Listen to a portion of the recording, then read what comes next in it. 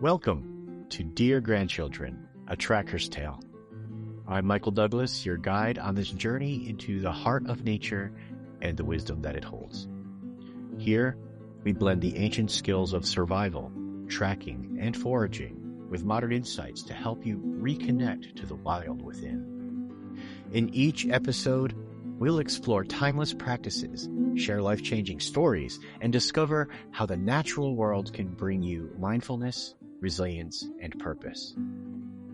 But this podcast is more than just a show. It's a community. Be sure to subscribe on Apple Podcast, where you'll find exclusive content, question and answer sessions, bonus tales.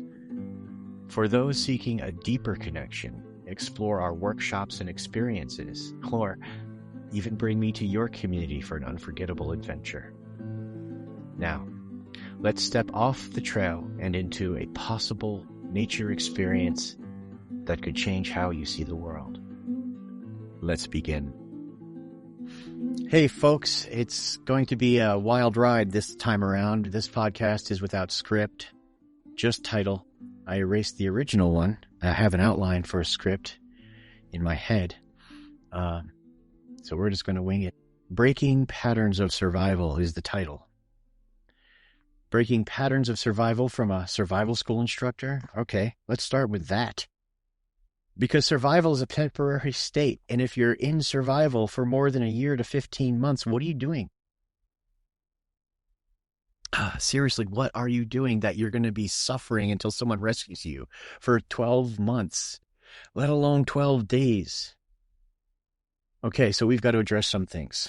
Survival is caused by lack of awareness and carelessness. You can be completely aware and careless and still get yourself in trouble.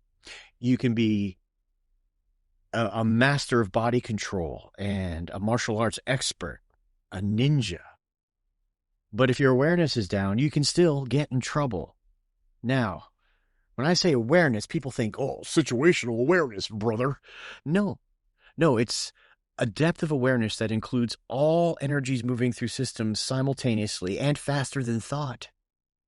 Your intuition comes online, but it's accurate, and you don't control it. You listen to it. There's a difference. And here's a thing that people mess up every single time with awareness, whether they're trackers or special operators or actresses and actors who are really empathetic and in control of being able to shapeshift into other beings. Awareness is a receiving skill. It's not a projection. You don't throw a sonar bubble out of your melon to detect your prey under the sand. But it does feel that way. It comes in as a sense that person isn't going to stop at that red light. Ask any veteran cop or combat vet or mother about women's intuition, gut feeling, sixth sense. And they'll tell you about that time where they knew they shouldn't have knocked on the door while standing in front of it, or not to go down that trail, only to find out an ambush was there.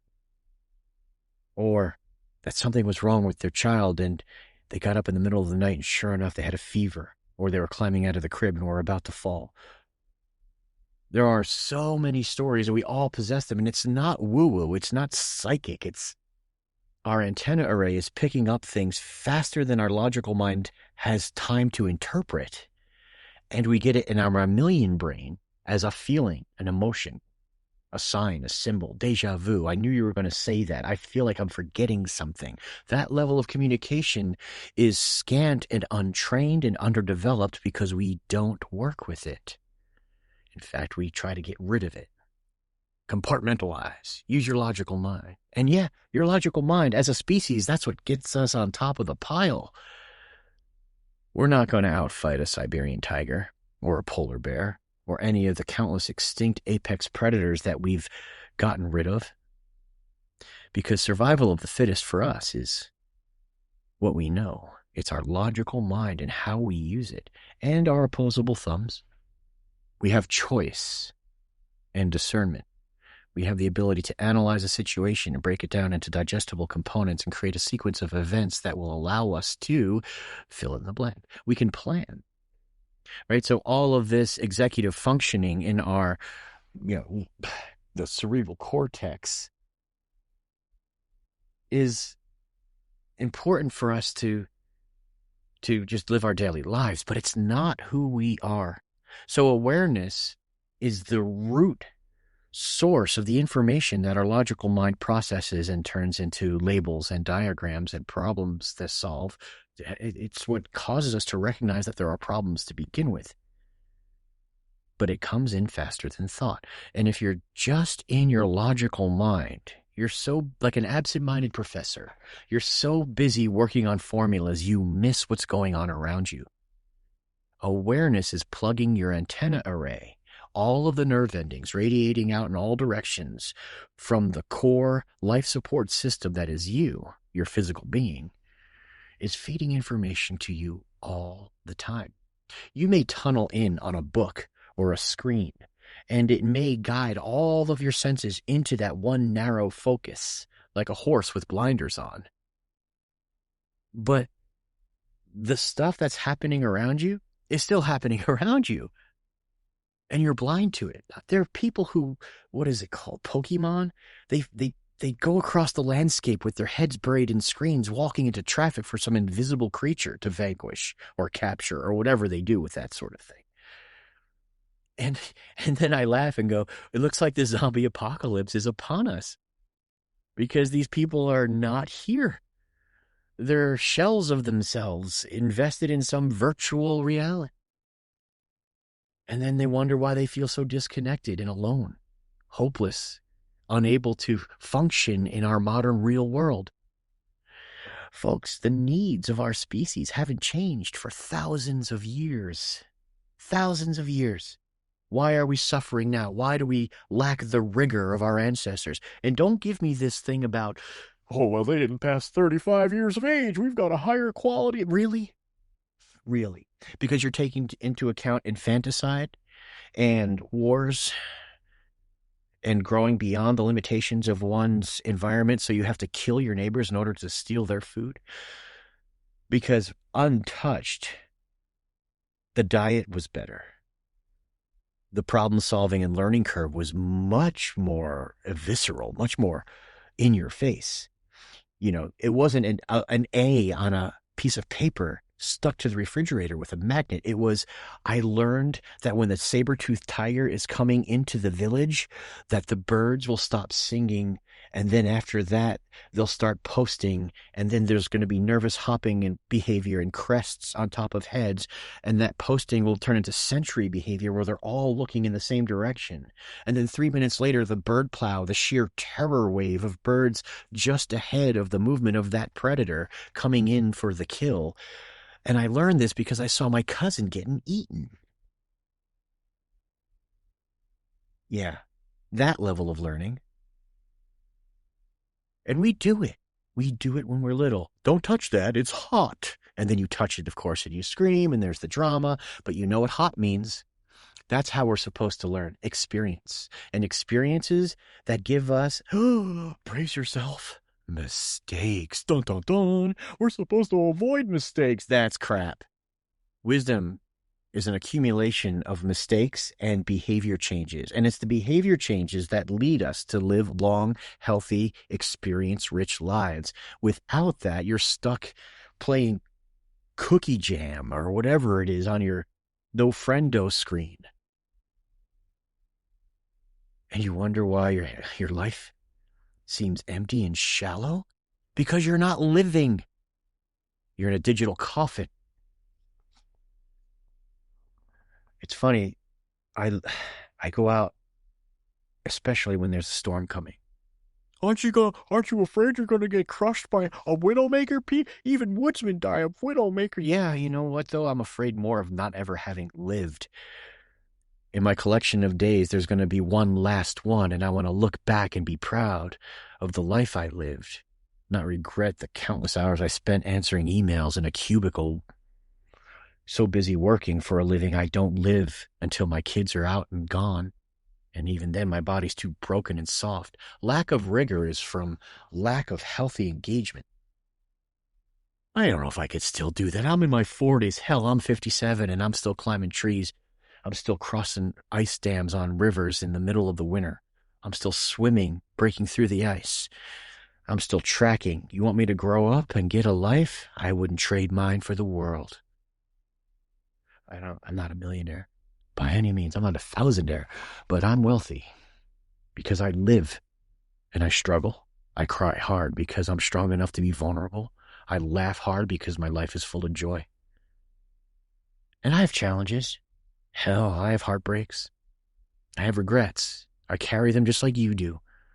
But I've got pockets for them, and they're tools. They're not monkeys on my back. They're scars to be proud of.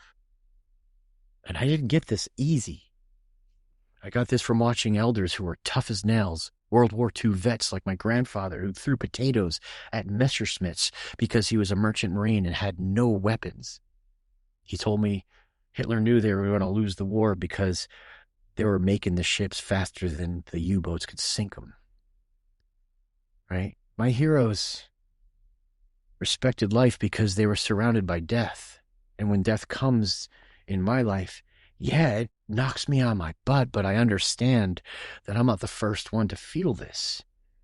And that the people I admired felt this way more than I do. And they got up and they lived strong lives and had amazing children. I know because my mom was amazing for me. And I want to be an amazing person for my children. And I've chosen this storyline for the results it brings. I could choose another one.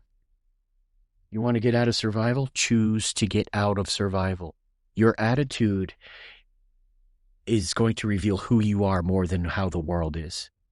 The world is hard. Life is hard. So are playgrounds and so are battlefields. Which one do you view it? So yeah, breaking patterns of survival. Start with attitude, then move to shelter. Are you comfortable? Do you get enough sleep? Shelter is indicative of comfort, security, and that brings sleep. I'm not going to sleep too well if I think my fire's going to go out. Why would I build a shelter that's dependent on fire? I mean, I might for comfort, but for need, if I want a solid night's sleep and I want the comfort of knowing I could always have one, I'm building a debris hut, a giant mummy sleeping bag, thermal envelope with an airflow management system made of all natural materials or scavenged landscape materials from an urban environment. The properties are still the same. Prevent conduction, keep radiant heat close to your body, have a thick enough permeable layer that it breathes the moisture out of your shelter, exchanges enough gases slowly so that by the time new air comes in, it's preheated from your own core. Right? These are properties that squirrels intuitively create. They don't think it. They don't know. They can't explain conduction, evaporation, radiation, and convection. But through millennia, their behaviors have been refined to create this efficient shelter design, as have the Inuit with snow shelters, quinzees, igloos. Beavers do the same thing. They create a bubble of air that is warmed by their body heat, and they live on the water. They made debris huts too. So I make a debris hut off the wall of one of my long-term shelters, whether it's a grass hut or a bark hut or wattle and daub or pole shelters like the Sami-inspired and the Korean-inspired boreal forest shelters. And even with those, when I design them, they're just an oversized debris hut that needs a central heating mechanism to replace my core temperature. Because I can stand in this shelter, I need to capture fire in the most efficient manner. And that brings us to fire. So shelter is effective, efficient, and is made with a refined craftsmanship in order to obtain both the effectiveness and the efficiency, right? And then you have fire. Fire making is also effective and efficient. Higher is drier. Go up in elevation and then take from dead standing snags and branches. Don't take anything off the ground. Remember, wood is designed to transport moisture, and moisture, think like a raindrop, goes to the lowest point of elevation. If it's on the ground, it's wet. Even in desert conditions, if you pick up wood and crack it in half, there's a chance you're going to find moisture inside the middle of it because of those straws, those capillaries sucking moisture in and holding it. However, if it's off the ground, if it's in the air, then that natural process is causing water to leave out the ends or the tips of those straws, those tightly bundled straws with lignin holding them together. And that wood will be dry. You want to know how to figure out whether or not you have wood that's too wet or too dry to start your fire? Hold it to your cheek. If you have punky wood, crumble it into a powder. Hold it to your cheek. If it stays cool for more than 20 seconds, it's got too much moisture in it. Or when you light it, it's going to smoke vigorously, which you might want for signaling or preserving fish or whatever. But if you want a smokeless fire, whether it's for tactical reasons or efficiency reasons, cooking coals, or you have a shelter that doesn't have a good draft or vent system, you want a smokeless fire, just don't be fooled. Smoke tells you that carbon monoxide and carbon dioxide are a risk, so it's like putting odor in propane for safety, right? Well, I want to make sure that my fire lights and doesn't struggle. I want it to get hot fast enough that the harder woods, the more stubborn woods that are going to be my longer lasting heating coals and cooking coals. You see, fire is just a transition into the more efficient burning of wood as coals. Coals last a lot longer. They don't go through your material as quickly. You can get a solid night's sleep with coals. You can heat up rocks and water with coals. Just be careful when you heat up rocks, you don't get them with crystalline structures or they haven't been submerged for a period of time because they can explode. Quartzite's a no-go. Any of the glassine rocks, metamorphic rock as well. But if you get good cobbles of granite and they're high in elevation, you still run the risk. I like to bank coals over my rocks so that as the rocks heat up, if they do explode, the coals are going to muffle the velocity and nobody's going to get hurt. So important that you gather materials for your fire. Higher is drier for both, tinder, kindling, and fuel wood, but also for anything you're going to put into or around your fire. The old westerns where they have the rock of ring in the desert for the campfire, that wasn't to keep the fire from spreading across the desert. That was to heat up the rock so you can put them against your kidneys or your femoral arteries between your legs or your armpits so that you could warm up in the chill of the desert air, right? So we could use hot rocks not only to boil our water, which would be rocks too hot to make contact with, but to help keep us warm through the night when our fire goes out and our coals start to diminish, usually before sunrise. Boiling water. So we have attitude, shelter, water, and fire. They're intimately related. I've had bad water, and it almost killed me. It's funny when you have the Hershey squirts in our modern world, but you go out off grid or that modern world loses its power and you're not getting clean water anymore. And people are pooping in the water because they've been patterned to do so. Now that water closet is contaminated and so is the immediate aquifer and the puddles that people are trying to forage for water from. And you've got serious issues. Louisiana, almost New Jersey and New York, when hurricanes come through, people who don't know about camp hygiene in off-grid situations succumb to bad water getting into their systems and wreaking havoc with their GI tract. Cryptosporidians like Giardia and you'll lose more fluids than you could put in without double IVs. Without getting intravenous fluids in while drinking, it's a law of diminishing returns. At one point, your heart's not going to have enough to pump, and you'll go into hypovolemic shock. All right? So boil your water and gather water from smart places, not those little pastoral streams between beautiful farmlands, because those farmers, and maybe not the ones that live there now, have been spraying herbicides and insecticides on their plants for decades, as far as you know. concentrating all of that runoff into those streams. You might have frogs with 3 or 6 legs. And I'm not trying to be an environmental alarmist, but discernment is key. You already have coursing through your veins pharmaceuticals that are copyrighted, that are, they have license.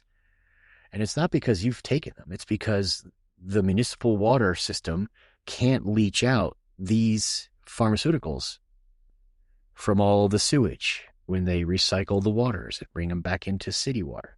And it doesn't have to be through pipes. Aquifers naturally transport the clouds into the ground, it's the water cycle, folks. It's kind of there. And it's part of us. It runs through our veins. And that's all right. You could either freak out and sit in a corner in a fetal position, or you could live your life to its fullest and just mitigate risk through discernment. You're not going to eliminate it. And I think that's the difference too, is back to attitude. If you're thinking life is something to survive, you've just condemned yourself to a miserable life of survival. If you think life is here to enjoy and to reap the rewards of an amazing experience and share that experience with people that you care about, first, let's start with people and caring about them. That's a good start for a lot of folks who see everything in nature as good and everything of humanity as bad. Why would you script that for yourself? Anyway, the last piece is, and it's funny because I have a question on the YouTube channel. We have a YouTube channel, Primitive Skills, or at Primitive Skills.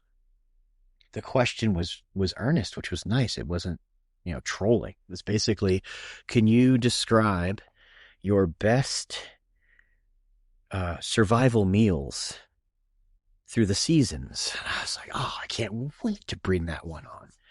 And then as I'm thinking about it, that's a really involved question, and there's an involved answer. As I've evolved from, I want to run away from society and live in the woods forever, to something more mature, my first success was in the fall, of course, when there's the most food. And it made me so happy. I was almost in tears. Like, I could really do this.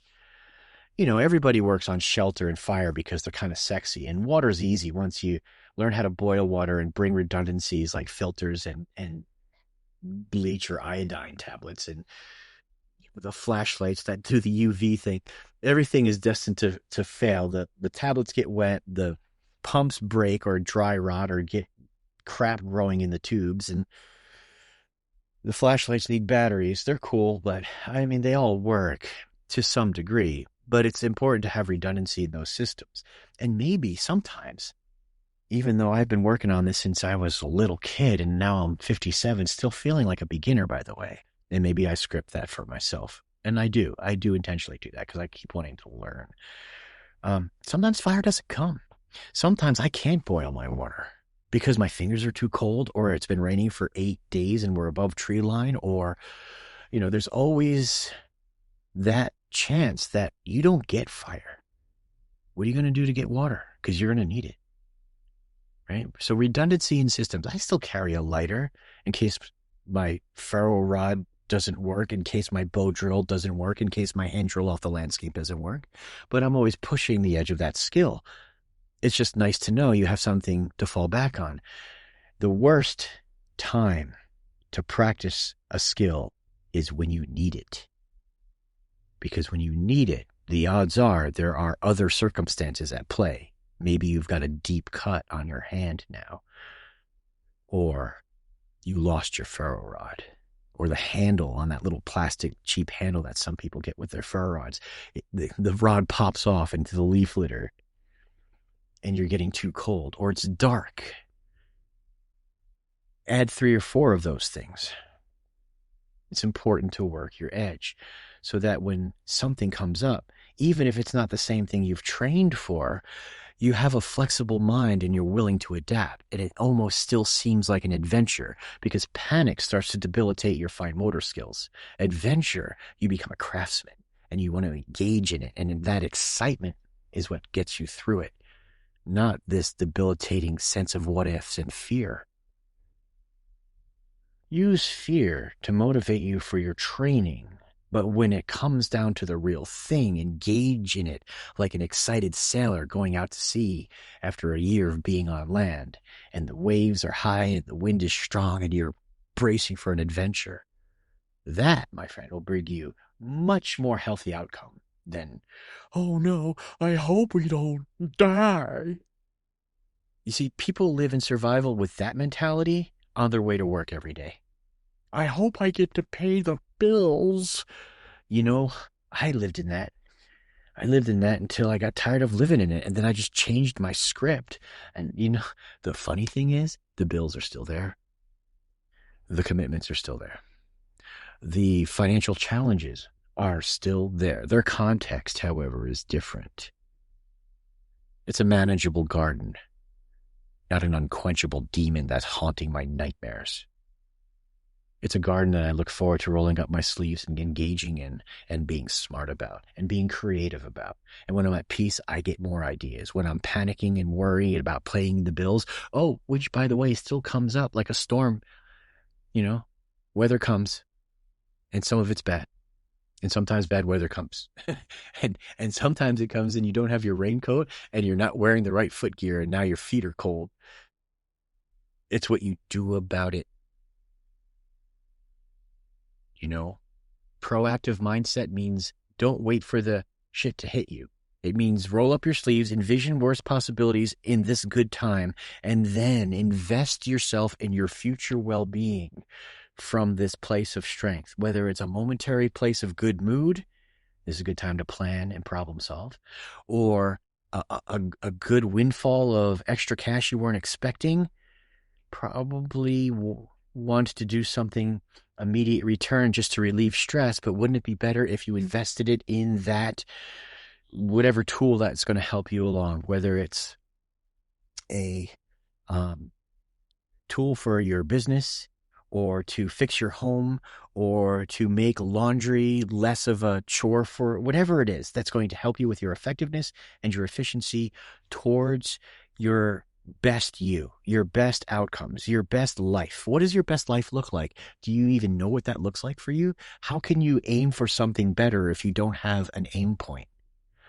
I call it the ecological ideal because it's ensconced in your physical being and your surroundings. What does the best ecological ideal look like for you? For me, my family is happy, healthy, well-adjusted, and gets along, communicates with each other because they want to, not by some sense of obligation, supports each other, but from a place of responsibility and not overextending themselves so that there's resentment later on, right? That's a big part of my script. Another big part is a community that's healthy and albeit transient. They leave here after a year to 4 feeling empowered, enriched, having more tools, and certainly ready to strike it out on their own, stronger than when they came here. It's not because of me. It's because these tools I value seem to help other people. And these tools happen to be found on every continent, practiced by every people. Attitude, shelter, water, fire, and food. You want to break the cycle of survival? Script your hero's journey. And your hero's journey is the title of the previous podcast. So stop being a deadbeat, value yourself, follow your curiosity, and use your gifts without shame to create your better world. And you'll know you're doing it right when people are inspired by you. They feel good in your company because you start to feel good about yourself. Oh, by the way, you're still going to be exhausted. Don't let that fool you. Life is hard, remember? But the exhaustion, it comes from engaging on the playground to make it more whatever it is you want. All right, so there's my unscripted replacement podcast for the one I accidentally deleted. Dear Grandchildren, episode 13, Breaking Patterns of Survival. Get out there, change the world, have fun doing it, and don't get caught. See you on the trail.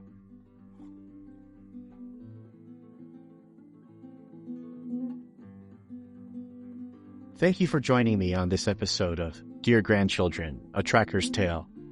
If today's journey resonates with you, I invite you to share it with others who long for a deeper connection to nature and themselves. Don't forget to subscribe on Apple Podcasts for bonus episodes, exclusive question and answer sessions, and more tales from the wild. Your support through subscriptions, feedback, or simply spreading word keeps this flame of ancestral wisdom alive. And if you're ready to take the next step, contact the Central School at primitiveskills.com or email staff@primitiveskills.com to learn all about our workshops, experiences, lectures, expeditions, and how we can bring these teachings directly to you. Until next time, may your trails be clear and your heart full. Keep exploring and keep the fire burning.